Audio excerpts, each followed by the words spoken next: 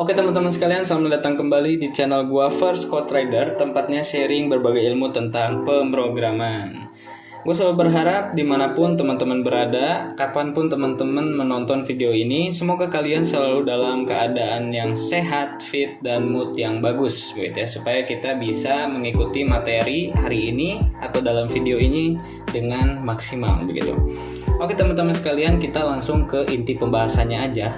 Jadi dari kemarin nih, ya, dari kemarin banyak teman-teman yang nge-WA gua, yang nge-DM gua lewat Instagram yang First Code Rider tuh buat kalian ya. Ini sekalian promosi nih.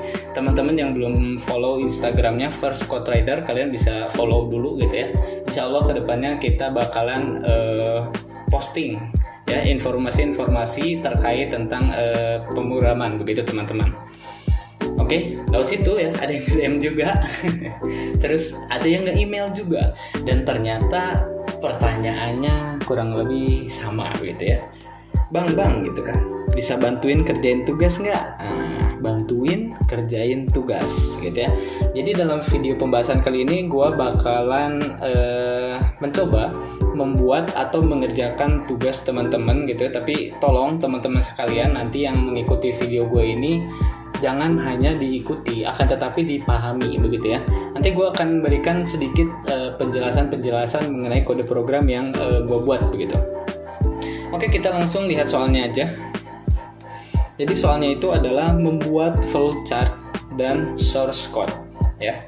Nah, flowchart dan source code kita bakalan ambil source code-nya aja ya dalam video ini. Jadi kita nggak akan bahas tentang flowchart, tapi kita bakal membahas tentang kode programnya gitu. Kita membuat gimana sih gitu caranya membuat kode program mengenai inputan, nilai tugas, UTS, UAS, dan kehadiran mahasiswa begitu teman-teman. Nah, nanti prosesnya ini ya, nilai tugasnya itu akan diambil sebanyak 20%. Kemudian nilai kehadirannya akan diambil juga sebanyak 10%, nilai UTS-nya akan diambil 30%, dan nilai UAS-nya akan diambil 40% begitu ya. Dengan cara dikalikan begitu ya. Jadi nilai tugasnya dikalikan dengan 20%, kemudian nanti nilai UTS dikalikan dengan 30% dan lain-lain begitu. Kemudian nanti dari nilai akhir hasil presentasi yang tadi ya, perkalian presentasi yang tadi, nilai akhirnya itu akan ditambahkan atau dijumlahkan. Jadi nilai tugas nanti ditambah dengan nilai kehadiran, ditambah lagi dengan nilai UTS dan nilai UAS begitu. Dan outputnya ya nanti akan ada nilai akhir. Nanti nilai akhirnya ini dia akan memberikan suatu value gitu ya, baik itu 80, 70, 60 maupun 50 begitu ya. Nah, dengan predikat yang berbeda-beda begitu teman-teman. Mungkin kalau di sini gue lihat di atas 80 dia dapat nilainya A, di atas 70 dia dapat nilainya B gitu kan, di atas 60 dapat nilainya C begitu teman-teman, dan seterusnya. Oke, kita bakalan langsung buat aja source code-nya. Buat teman-teman yang belum buka aplikasi DevC++-nya, silakan buka dulu. Buat teman-teman yang udah buka, kita langsung membuat file baru gitu ya, dengan cara menekan Ctrl N. Oke, teman-teman, kalau sudah terbuka seperti ini, kita langsung aja buat dulu struktur dasarnya.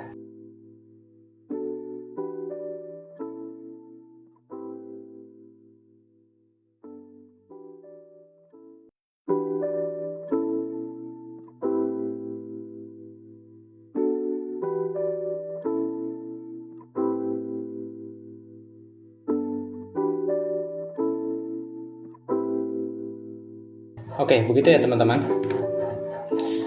Oke, kita sekarang lihat di sini ada nilai tugas, UTS, UAS, kehadiran mahasiswa. Nah, ini sebagai variabelnya ya. Maka dari itu kita harus panggil dulu teman-teman. Panggil apa? Tipe datanya dulu. Nah, tipe datanya ini apa nih kira-kira? Mau integer, float, atau double? Nah, kalau gua lebih ke float ya. Kenapa kok gue milih float dibandingkan integer gitu kan? Nah, begini teman-teman, mungkin bakalan ada nanti dari teman-teman yang menerima nilai 85, 90, 95 dan seterusnya begitu ya. Nah, itu kan merupakan bilangan bulat ya. di mana dalam bahasa pemrograman bilangan bulat itu merupakan tipe data integer.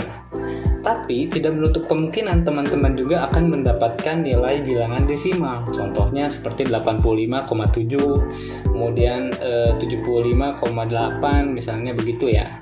Jadi kalau gue lebih ke float aja kita pakainya ya, supaya kita bisa mengoperasikan angka di bilangan desimal begitu teman-teman.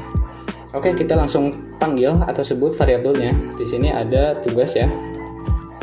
Nilai tugas nanti ada, kemudian ada UTS, ada UAS, ada kehadiran. Oke, begitu ya. Kemudian kita buat float satu lagi. Ini teman-teman gue pisahin supaya kita bisa membedakan yang mana float untuk inputan dan float untuk ketika nilai akhirnya hasilnya begitu sudah dikalikan dengan presentasi yang disebutkan begitu ya. Oke, kita sebut di sini ada tugas gitu kan. Kemudian ada nilai UTS, nilai UAS, dan ada nilai kehadiran.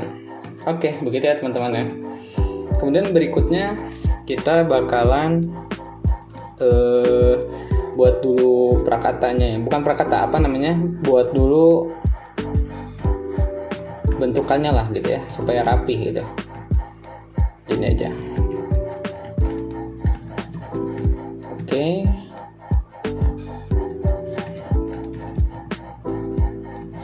Kasih namanya nilai akhir mahasiswa gitu aja deh ya. Nilai akhir mahasiswa.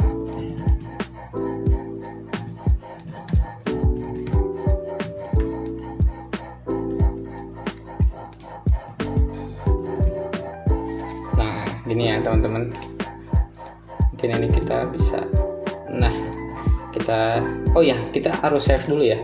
Kita kasih namanya tugas nilai akhir gitu aja deh ya, garis miring predikat. Oke, kita save. Oh, ini nggak bisa, ini aja nilai akhir predikat. Oke, gitu ya teman-teman ya. Kita tes. Nah, nanti hasilnya kayak gitu ya. Ini kurang kesini biar rapi gitu. Kita lihat lagi. Oke, udah cukup. Oke teman-teman sekalian, kalau misalkan udah, kita langsung aja buat dulu inputannya begitu ya. Dengan cara kita membuat dulu prakatanya teman-teman. Masukkan nilai tugas. Nah,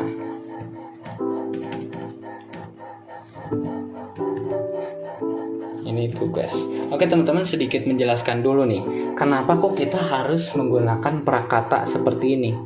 Nah, jadi prakata seperti ini fungsinya adalah untuk memberikan informasi kepada user, supaya user tahu nih data atau value yang diinputkan ke sini ya, nanti itu akan masuk ke variabel yang mana begitu. Makanya kita juga harus hati-hati teman-teman dalam memasukkan prakata ya, karena ini sebagai informasi dasar untuk menginputkan data gitu ya. Ketika kita salah, misalkan di sini kita masukkan kehadiran teman-teman. Nah, tapi ketika nanti usernya menginputkan nilai kehadiran, ternyata masuknya ke tugas di sistemnya begitu. Itu kan nantinya hasilnya jadi ngaco lah begitu ya. Makanya kita harus hati-hati dalam memberikan informasi begitu. Nah, jadi nanti data yang diinputkan ke sini akan masuk ke variabel tugas begitu teman-teman. Kita langsung aja ya.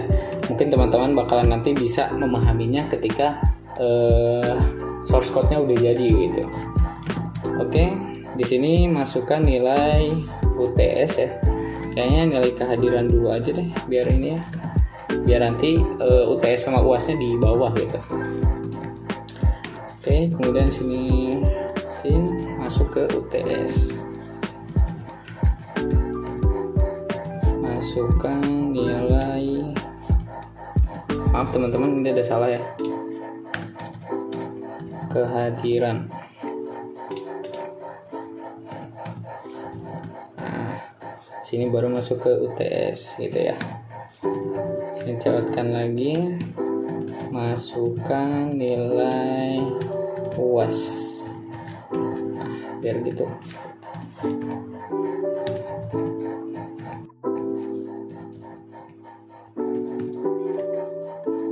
Juga kita kasih huruf putih.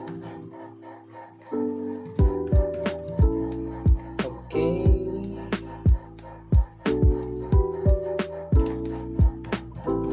Nah, begitu ya teman-teman. Kita berikan ini deh supaya bisa rapi gitu ya teman-teman. Nanti ketika menginputkannya jadi rapi. Oke. Nah, setelah kita membuat inputannya ya, nanti si inputannya itu akan dibagaimanakan atau mau dibagaimanakan begitu kan value-nya. Nah, jika kita lihat di soal ya, jika kita lihat di soal nanti hasil dari nilai tugas itu akan diambil sebesar 20%.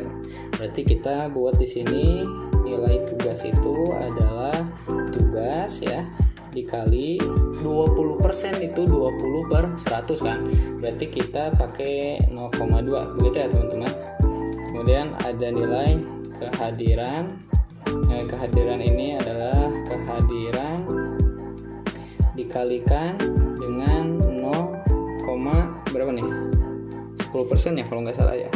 Oke, 10%. Berarti dikali dengan 0,1. Kemudian ada nilai UTS. Yaitu nanti UTS-nya akan dikalikan dengan 0,3. Kemudian ada nilai UAS. Nanti nilai UAS-nya akan dikalikan dengan 0,4. Begitu ya teman-teman. Oke, sekedar informasi nih, kalau dalam mengetikkan membuat suatu kode gitu ya, koma itu akan diganti dengan titik ya. Kalau di C++ mungkin bahasa pemrograman yang lain juga sama. Oke, kita lanjut.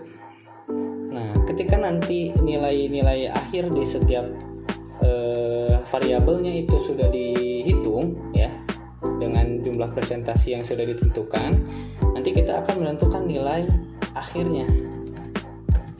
Nah, nilai akhirnya itu kita jangan lupa ya, kita harus masukin juga ke sini nilai akhir gitu aja ya. Nah, nanti nilai akhirnya ini kalau kita lihat di soal nih, itu dijumlahkan ya nilai akhirnya. Jadi nilai tugas ini dijumlahkan dengan nilai kehadiran, kemudian dijumlahkan lagi dengan nilai UTS, kemudian dijumlahkan lagi dengan nilai UAS. Begitu ya teman-teman. Oke, kalau sudah seperti itu, kita buat hasil akhirnya ya. Hasil akhirnya kita buat dulu cout-nya.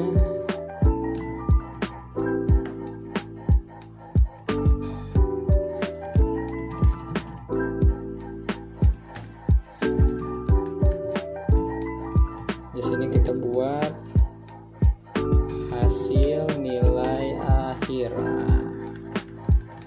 Gitulah. Jangan lupa dikasih NDL atau N-line. Kita pakai lagi nih biar rapi ya. Oke, begitu teman-teman. Kita lihat dulu deh.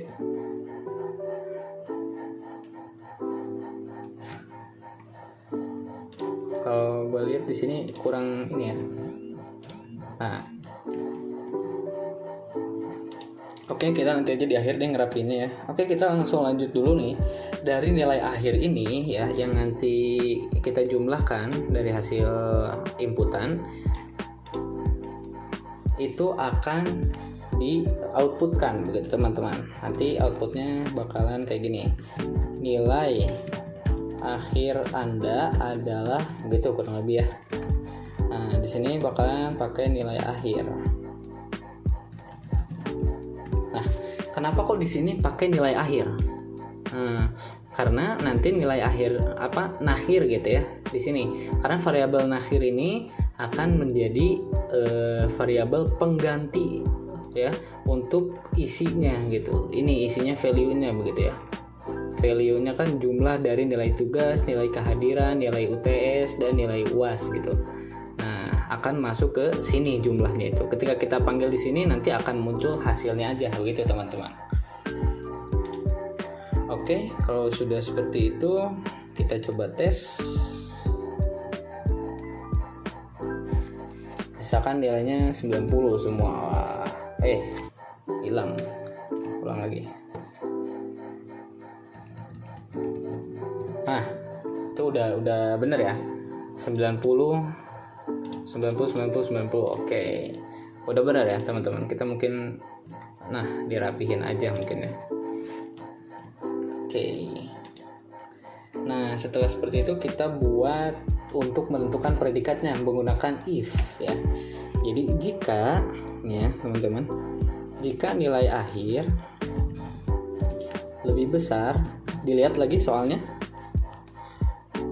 Jika nilai akhir lebih besar daripada 80 ya, maka nanti cout-kan atau keluarkan dengan predikat A, begitu ya. Oke. Kemudian kita gunakan else if. Nah, kalau misalkan nilai akhirnya itu lebih besar daripada 70, maka nanti cout-kan dengan predikat B, begitu ya. Oke. Kita buat lagi else if, atau kalau nilai akhirnya ini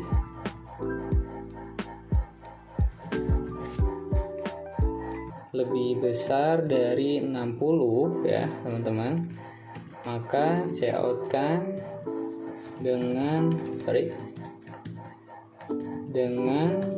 predikat C.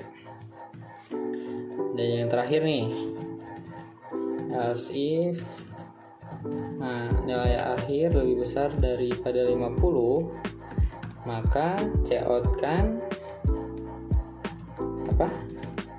dengan predikat D. Nah, begitu ya teman-teman ya.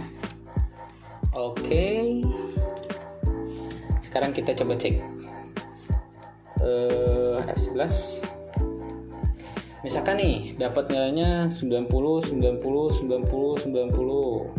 Nah, maka dia akan mendapatkan nilai dengan predikat nilai 90 dengan predikat A ya teman-teman. Bener ya? Karena di atas 80 begitu. Ini kurang enak lihatnya. Nah, gitu deh. Nah, begitu ya teman-teman. Sekarang kita coba masukkan lagi nilainya 80. Maka nilai akhirnya akan 80 dengan predikat B. Nah, paham ya teman-teman? Kenapa kok dapatnya B? Paham ya? Karena nilai akhir ini lebih besar dari 80 ya, lebih besar dari 80, maka dia predikatnya A. Ya, bukan sama dengan 80. Jadi 80-nya tidak ikut terbawa begitu teman-teman. Kecuali kalau misalkan kita gunakan di sini pakai sama dengan misalnya. Jadi lebih besar sama dengan 80. Nah, ketika nilai akhirnya dia dapat 80, maka dia akan mendapatkan predikatnya A. Nah, paham ya teman-teman ya? Begitu. Oke. Nah, seperti ini ya teman-teman untuk tugasnya begitu. Karena tidak disebutkan kalau misalkan di bawah 50 bagaimana, begitu tidak disebutkan dalam soalnya. Jadi mungkin seperti ini aja. Mungkin ada sedikit tambahan nih teman-teman ya, bagaimana cara memasukkan tanda kutip, karena kalau gue lihat sih di sininya di soalnya itu kayak nilai akhir lebih besar dari 80 sama dengan tanda kutip dulu ya, ada tanda petik 2 di atas baru A di dalamnya begitu ya. Nah, gimana cara memasukkan itu ke dalam tipe data string? Ini kan string ya maksudnya ya, teks gitu bentuknya. Oke, caranya kita di dalam sininya ya, di sebelah A ini kita gunakan backslash, di sebelah juga kita gunakan backslash teman-teman. Kemudian kita tambah tanda kutip di sebelah kanannya, dan di sebelah kanan backslash yang satunya. satu aja ya. Nah begitu teman-teman. Sekarang kita cek, misalkan dapat nilainya 90, 90, 90, 90. Nah maka di sini akan muncul ya tanda petiknya teman-teman. Jadi gini caranya. Oke, kalau gitu kita copy pastein aja lah biar cepet ya teman-teman. Nah di sini kita rubah, ini B, ini C, kemudian ini D. Oke, kita tes lagi. Kalau kita dapat nilainya agak ngacak deh ya. Nah nilai akhir Anda adalah 68,8. Nih teman-teman, seperti yang gua bilang ya, bahwa nanti kita tidak menutup kemungkinan bahwa nanti di nilai akhirnya itu kita akan mendapatkan nilai desimal begitu. Seperti ini contohnya 68,8. Begitu teman-teman. Nah, lalu bagaimana kalau misalkan kita mau membuat nilainya ini yang di bawah 50 dia muncul predikatnya. Coba kita tes dulu ya. Kalau misalkan kita masukkan nilai 30 semuanya, gimana? 30, 30, 30, 30. Nah, maka dia akan muncul di sini nilai akhir Anda adalah 30. Akan tetapi tidak memiliki predikat apa-apa, teman-teman. Nah, caranya kalau misalkan kita ingin membuat nilainya itu nilai di bawah 50 ini memiliki predikat, ya kita cukup tambahkan lagi aja ininya. Akan tetapi ininya dibalik ya teman-teman. Nah, jadi jika nilai akhirnya itu lebih kecil daripada 50, maka ininya kita rubah dulu jadi E ya dengan predikat E, dan misalnya di sini kita pakai ini ya. Tahu kan fungsinya backslash n itu fungsinya sama sebagai n line juga untuk mengakhiri baris ya. Nah, kita pakai itu backslash n. Kita tulis di sini Anda atau gini, maaf Anda harus mengulang. Semoga teman-teman tidak mendapatkan kalimat ini ya. Amit-amit jangan sampai. Oke, kita coba kalau nilainya 30 semua. Nah, maka di sini akan muncul ya. Akan muncul teman-teman dengan predikat E ya. Jadi nilai akhir Anda adalah 30 dengan predikat E. Maaf, Anda harus mengulang. Begitu teman-teman. Nah, tadi ada spasinya coba. Ini di bawah 50 ya. Nah, begitu. Nggak ada spasinya. Oke, jadi hasilnya akan seperti ini. Begitu. Lantas bagaimana kalau misalkan kita memasukkan angka atau nilai akhirnya itu 50? Nah, coba kita tes. Akankah ada nilai 50 predikatnya? Nah, nggak ada teman-teman. Nah, terus gimana nih caranya supaya nilai 50 ini ada predikatnya? Ya, kita anggap aja misalkan nilai 50 itu predikatnya E juga sama gitu ya, harus ngulang gitu. Ya udah, kita cukup tambahkan di sini sama dengan gitu, teman-teman. Kita tes ya.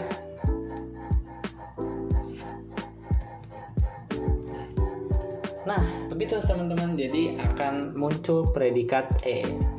Gitu ya. Oke. Terus teman-teman nih gua mau sedikit menambahkan ya. Kalau kita masukin di sini jadi predikat A ini kita kasih parameternya gitu ya. Karena ada permasalahan ketika kita menginputkan misalnya ya, menginputkan nilai akhirnya itu di 101 misalnya gitu ya. Nah, 101 dia bakalan dapat nilai predikatnya A juga teman-teman. Padahal ada nggak sih nilai 101? yang nggak ada ya, semuanya tahu ya. Paling besar itu 100 lah begitu teman-teman.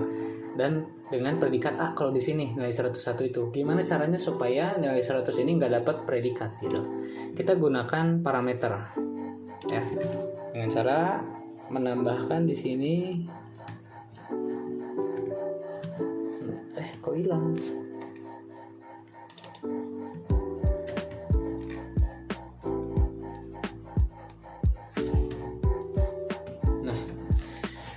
di sini tadi ini 80 dan ya. Nah, di sini nilai akhirnya ini kita kasih parameter nilai 80 sampai berapa. Kan kalau ini nggak ada parameternya, maksudnya tuh nggak ada ukurannya gitu. Di atas jadi lebih besar sama dengan 80, mau 2000, mau itu 2 juta, 2 miliar, itu dapat nilainya A gitu. Nah, padahal nilai terbesar itu adalah 100 ya, teman-teman. Kita harus buat di sini. Ya. Lebih kecil sama dengan 100. Begitu. Ini cara membuat parameter yang artinya jika kita baca, jadi jika nilai akhirnya lebih besar sama dengan dari 80 ya, sampai 100 gitu ya, sampai lebih kecil sama dengan 100. Jadi istilahnya mulai dari 80 sampai 100 itu dapat predikatnya A begitu, teman-teman. Oke, kita tes ya. Kalau dapat nilai 101 gimana nih? Nah, dia bakalan turun ke predikatnya B. Kenapa? Karena kita tidak menggunakan parameter pada predikat B ini. Yang ini udah dibatasin, makanya dia nggak akan muncul yang A ini. Batasnya itu mulai dari 80 sampai dengan 100. Nah, selebihnya dia nggak akan muncul predikat A. Tapi dia turun ke bawah dan akan membaca ini, else if jika nilai akhirnya lebih besar daripada 70 ya, maka dia akan mendapatkan predikat B. 101 kan lebih besar daripada 70, betul kan? Nah, maka dia akan masuk ke predikat B. Oh ya, teman-teman, ini sifat dari else if ya. Jadi kalau misalkan kita sudah membuat satu pernyataan di mana pernyataan itu dibaca benar oleh else if atau if ini, atau apa maksudnya? Oleh else if ya, maaf. Oleh else if dibaca benar, maka di bawahnya tidak akan diulang. Ya. Ini kan kalau misalkan kita perhatikan, teman-teman, else if ini yang di bawahnya nilai akhirnya lebih besar daripada 60, harusnya muncul juga dong, ya kan? Kemudian di bawahnya ada lagi lebih besar dari 50, harusnya muncul juga dong, nilai 101 gitu kan, lebih besar daripada yang lainnya begitu. Tapi kalau misalkan sudah dibaca benar oleh salah satu else if di sini atau oleh if ya sebagai induknya, itu tidak akan diulang gitu ya. Jadi hanya satu saja yang di-outputkan. Gitu, misal dalam kasus ini misalnya ini ya, yang predikatnya B ini, di C-nya nggak keluar dia. Begitu. Mudah-mudahan teman-teman paham ya. Oke, kita langsung aja kalau gitu buat predikatnya di sini. Nah, nilai akhirnya itu adalah lebih kecil dari 80 begitu. Jadi di bawah 80 itu dia akan mendapatkan predikat B gitu. Kita tes. Kalau misalkan dapat 101, dapat 101, dapat 101. Nah, dia turun ke C. Begitu ya, teman-teman. Paham ya yang tadi gue jelasin ya? Oke. Dia bakalan turun ke 101. Kita buat dulu di sini. Bakalan turun ke C ya, sorry. Nah, kita buat dulu di sini nilai akhir lebih kecil daripada 70. Kemudian di sini juga kita buat nilai akhir lebih kecil daripada 60. Nah, gitu ya teman-teman ya. Oke, kita sekarang tes 101.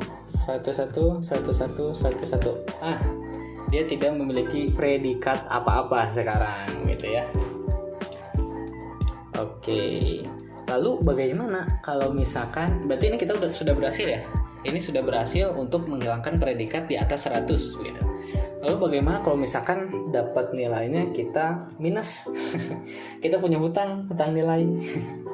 Misalkan kita masukkan minus 45, minus 66, tambah 45 misalkan ya, dan 33. Nah, maka hasilnya akan 11 ya teman-teman. Jangan gitu. Gini aja deh yang simpel. Minus 1, minus 1, minus 1, minus 1.